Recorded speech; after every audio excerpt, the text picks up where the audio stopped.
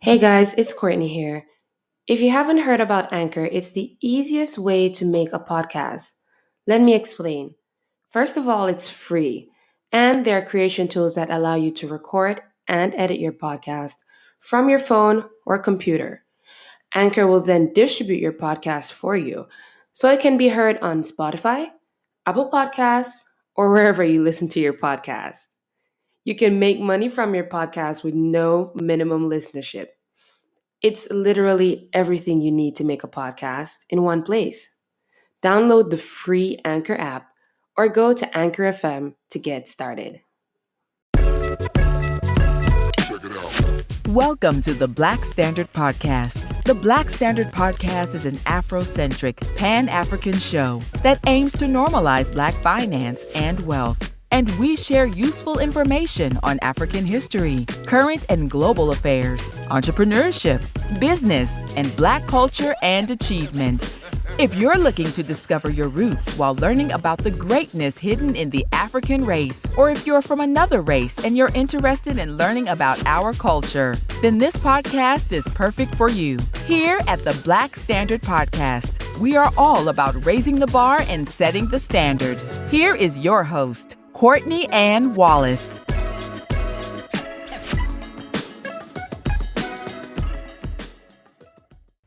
Hey guys, welcome back to the podcast. I hope you guys are doing well. This is episode 7 of the Black Standard Podcast. Wow, we're really making strides here, guys. 7 episodes down and a ton more to go. In today's episode, I'll be talking about the influence of the Black dollar, an extremely important topic, so make sure you stay tuned to the end of this podcast. Before we begin, I want you to repeat this daily mantra with me. I'll be doing this in every episode, and if you listen to the previous one, I hope you remember how it goes. It goes like this: I am happy to be alive, my heart is clean, my mind is open, I am ready to receive. So I want you to repeat this with me. Are you ready? I'm happy to be alive, my heart is clean, my mind is open, I am ready to receive. There you go. I hope that quote stays with you for the rest of May and the rest of 2021. Our quote for this episode is, never be in a hurry. Do everything quietly and in a calm spirit.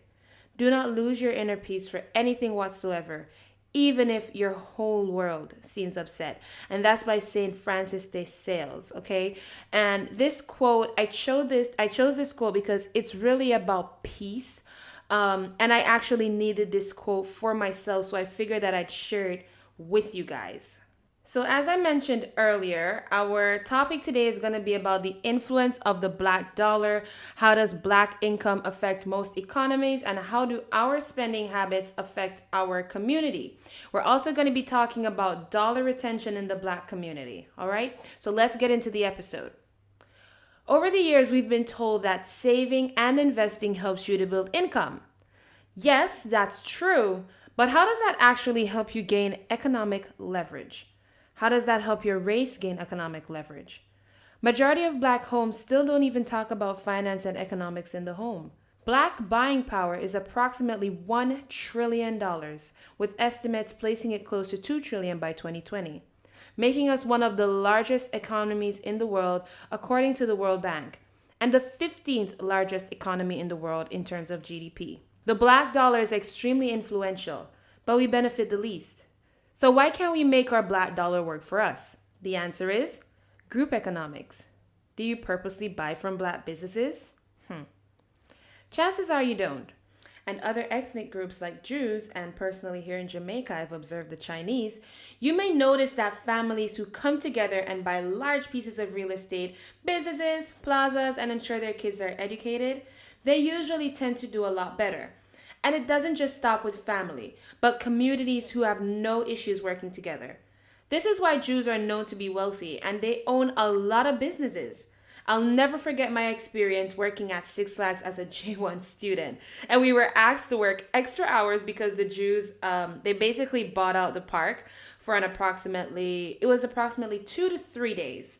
And I'm not sure what the event was. I'm not familiar with Jewish culture or if it was just something that they were celebrating as a group.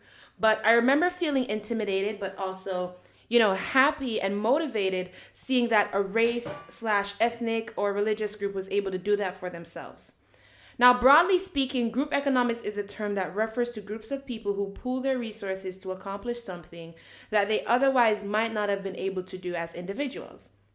In the context of the Black population or the Black community, it has often been used to talk about the importance of creating and supporting Black-owned businesses that in turn support the larger Black population. Other cultures educate their young about finance as young as elementary school, and I support this 100% because children, they say their minds are like sponges. So the difficult topics like finance, don't be afraid to talk to your kids about it. In fact, some of these kids, they actually start their businesses and successfully manage them by the age of 18. But the problem with our culture is that we limit our children before they even get a chance. And we've already set out what they should be, and we don't really support the overachievers in our family. And as silly as it sounds, I personally don't mind helping my 8-year-old starting his candy business. Mind you, I don't have kids. This is a hypothetical situation, but the goal is not to shield them or overexpose them. It's about teaching our kids the reality of our country, where we live, or society, while offering support as well as education, factual education at that. Now, let's look at Black businesses and the support they receive. Over the years, buying power has basically increased to about 275% since 1990, but our buying preferences remain the same. Over the last decade, our income has multiplied, but the dollar does not circulate in our communities for very long. And I'll just show some statistics, or tell you some statistics, because this is a podcast, you're not seeing anything. On average, the Asian dollar circulates up to 28 days. On average, the Jewish dollar circulates up to 20 days. But do you want to know how many days our money stays in circulation? 6 hours. 6 freaking hours. But Cornian, why is this happening? Where does our money go? Well, just imagine this. We've got over $1 trillion in buying power, right? But as soon as we get our money, we give it to the Caucasian man. And but I'm not here to do the blame game, honestly, because in reality, the reason for lack of economic growth is also due to a lack of Black businesses. And it's not that the ideas are lacking, but the funding is lacking. Again, no group economics. And where the finance system is concerned, the chances of Black people getting business loans are much, much, much lower than other groups. There's also a small number of customers who try to support Black businesses, but an even smaller number of Black businesses that work with other Black businesses. And I know if you're a Black entrepreneur, you may listen to this and you may feel a little guilty in yourself, but it's the plain truth. All of this combined has led to a lack of Black options for people to choose from. Now, according to the Black dollar, this lack of Black businesses kills our $1 trillion revolution before it can even start. I mean, most businesses in our Black neighborhoods aren't even Black owned. And that's where the whole 6-hour thing comes into play. I mean, we get our money. Picture this scenario, guys. We work for the Caucasian man, and then we get our money, and then we basically take our income and give it back to the Caucasian man in his grocery store or his department store. That's not very good, is it?